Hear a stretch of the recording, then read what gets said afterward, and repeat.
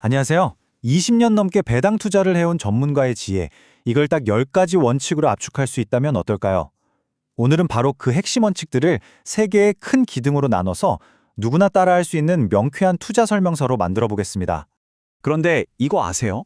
배당 투자자의 90%가 사실은 잘못된 길로 들어선다고 합니다. 그냥 눈앞에 보이는 높은 수익률만 보고 뛰어들었다가 몇 달 못 가서 배당금이 깎이는 뼈아픈 경험을 하는 거죠. 도대체 왜 이런 일이 반복되는 걸까요? 자, 보세요. 역사를 길게 보면요. S&P 500 총수익의 거의 3분의 1이 배당에서 나왔습니다. 이건 뭘 의미할까요? 주가가 오르는 것만큼이나 꾸준히 들어오는 배당이 장기적으로 부를 쌓는데 정말 어마어마하게 중요하다는 뜻이죠. 그러니까 오늘 이 원칙들을 제대로 이해하는 게 그만큼 중요한 겁니다. 좋습니다. 그럼 이제 실패하는 90%가 아니라 성공하는 10%의 투자자가 되기 위한 그 해법을 알아봐야겠죠. 바로 프로들이 따르는 3가지 핵심 기둥. 지금부터 그들의 플레이북을 하나씩 파헤쳐 보겠습니다. 첫 번째 기둥은 아주 간단합니다. 바로 수비입니다. 우리가 공격적으로 돈을 벌기 전에 먼저 돈을 잃지 않는 법부터 배워야 하거든요. 대부분의 투자자들이 빠지는 흔한 함정을 피하고 어떤 시장에서도 흔들리지 않을 단단한 기초를 다지는 원칙들부터 시작하죠. 첫 번째 규칙은 이겁니다. 절대 수익률만 쫓지 마라. 왜냐하면 배당 수익률 함정이라는 게 있거든요. 10%, 15% 이렇게 말도 안 되게 높은 수익률 있잖아요. 그거 선물이 아니라 사실은 경고 신호일 때가 훨씬 많아요. 주가가 폭락하고 있으니까 수익률이 높아 보이는 거죠. 시장이 우리한테 이거 뭔가 문제 있어 라고 소리치고 있는 겁니다. 두 번째 규칙은 배당 성향이라는 안전망을 꼭 확인하는 겁니다. 이게 뭐냐면 회사가 번 돈 중에 몇 퍼센트를 주주들한테 배당으로 나눠주는지를 보여주는 건데요. 프로들은 보통 30%에서 50% 사이를 가장 이상적이고 건강하다고 봐요.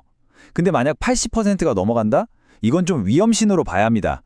역사적으로는 41% 정도가 가장 안정적인 스위트 스팟이었어요. 제 친구 해리가 바로 이 실수를 했어요. 배당 성향이 95%인 주식을 덥석 산 거죠. 당장 들어오는 돈이 많아 보였으니까요. 그런데 경기가 살짝 안 좋아져서 이익이 딱 15% 줄었을 뿐인데 어떻게 됐을까요? 네, 배당을 주는 게 수학적으로 불가능해졌고 결국 배당 삭감과 함께 주가도 폭락했죠. 정말 뼈아픈 교훈이었습니다. 자, 그럼 이제 수익률 함정도 피했고 배당 성향도 확인했어요. 그런데 기업의 진짜 건강 상태를 보여주는 회계 기술로도 어떻게 꾸밀 수 없는 가장 정직한 지표가 하나 더 있거든요. 과연 뭘까요? 정답은 바로 잉여 현금 흐름입니다. 이게 바로 좋은 기업을 찾는 3번째 핵심이자 전체 플레이북의 7번째 원칙이기도 한데요.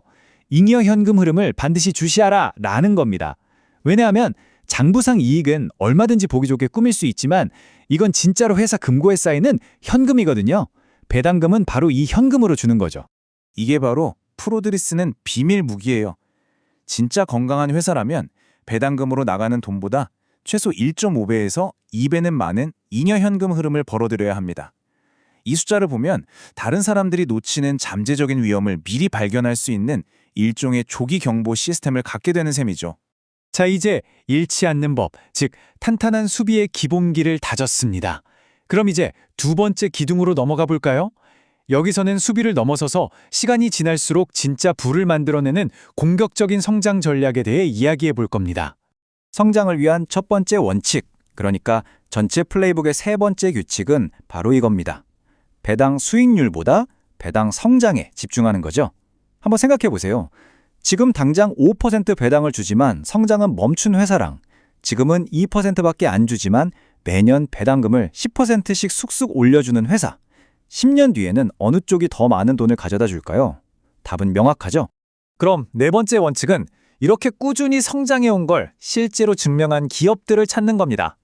이른바 배당 귀족주와 배당 킹주라고 불리는 회사들이죠. 예를 들어 프록터앤갬블은 무려 69년, 존슨앤존슨은 60년 넘게 배당금을 올려왔어요. 이 정도면 수많은 경제 위기를 다 이겨낸 산전수전 다 겪은 베테랑 기업들이라고 할 수 있겠죠? 자, 이제 5번째 원칙입니다. 이건 불을 눈덩이처럼 불려주는 복리의 엔진, 바로 배당금 재투자예요. 역사적으로 주식시장 전체 수익의 약 40%가 어디서 나왔는지 아세요? 바로 이렇게 재투자된 배당금에서 나왔습니다. 이거 정말 놀라운 숫자 아닌가요? 이 표를 보면 그 힘이 얼마나 대단한지 바로 알 수 있습니다. 보세요.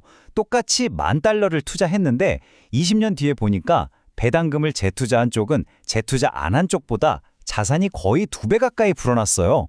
이게 바로 우리가 말하는 복리의 마법입니다. 자, 드디어 마지막 기둥입니다. 우리가 좋은 기업을 찾아서 성장의 발판까지 마련했다면 이제는 그걸 잘 지키고 꾸준히 키워 나가야겠죠. 이 마지막 기둥에서는 장기적으로 포트폴리오를 보호하고 성장시키는 데 필요한 규율과 습관에 대해 다룰 겁니다. 포트폴리오 관리의 첫 단추, 전체로는 6번째 원칙은 바로 여러 섹터에 나눠서 투자하라는 겁니다. 계란을 한 바구니에 담지 말라. 다들 아시죠? 특정 산업 하나가 휘청거릴 때 내 전체 소득이 흔들리는 걸 막으려면 최소 6개 이상의 다른 산업 분야에 15개에서 20개 종목으로 잘 나눠서 튼튼한 포트폴리오를 만드는 게 현명합니다. 분산 투자가 특정 산업의 위험을 막아준다면 시장 전체가 흔들릴 때는 어떻게 해야 할까요? 바로 여기서 9번째 원칙이 나옵니다. 몇 분기 단위가 아니라 수십 년 단위로 생각하라는 거죠. 이 타임라인을 한번 보세요. 닷컴 버블, 글로벌 금융위기, 팬데믹 같은 엄청난 위기 속에서도 진짜 좋은 배당주들은 끄덩없이 배당을 계속 늘려왔습니다. 그리고 마지막 10번째 원칙은 이 모든 걸 꾸준히 지켜나가는 규율에 대한 이야기입니다. 아주 간단해요. 분기마다 검토하고 1년에 한 번 리밸런싱 하되 절대 과잉 반응하지 않는 것. 이 3가지 단계만 기억하세요. 시장이 시끄럽게 떠들어도 거기에 일희일비하지 않는 것. 이게 바로 핵심입니다. 자, 그럼 이제 이 모든 전략들을 하나로 묶어서 이 투자를 관통하는 핵심 철학이 무엇인지 정리해 보겠습니다. 바로 이 3가지 기둥이 단기적인 도박과 진정한 부의 축적을 가르는 결정적인 차이입니다. 첫째, 좋은 기업을 찾아서 잃지 않는 투자를 하고, 둘째, 성장에 초점을 맞춰 부를 쌓아나가고, 셋째, 장기적인 규율로 그 부를 관리하는 것. 이게 바로 프로의 방식입니다. 어쩌면 이게 오늘 이야기에서 가장 중요한 생각의 전환일 수 있습니다. 배당 투자는 단순히 돈을 버는 게 아니에요. 아주 훌륭하고 계속해서 성장하는 멋진 회사의 지분을 내가 소유하는 겁니다. 그리고 그 회사가 성공하면 그 성공의 과실을 매년 주주인 나와 함께 나누는 것. 이게 바로 배당 투자의 본질입니다. 마지막으로 이 질문을 한번 스스로에게 던져보세요. 만약 오늘 우리가 함께 살펴본 이 원칙들을 꾸준히 지켜나간다면 이 질문은 더 이상 막연한 꿈이 아닐 수도 있습니다. 여러분의 포트폴리오가 만들어내는 소득이 월급을 넘어서는 그날, 바로 경제적 자유를 향한 여정에 큰 영감을 얻으셨기를 바랍니다.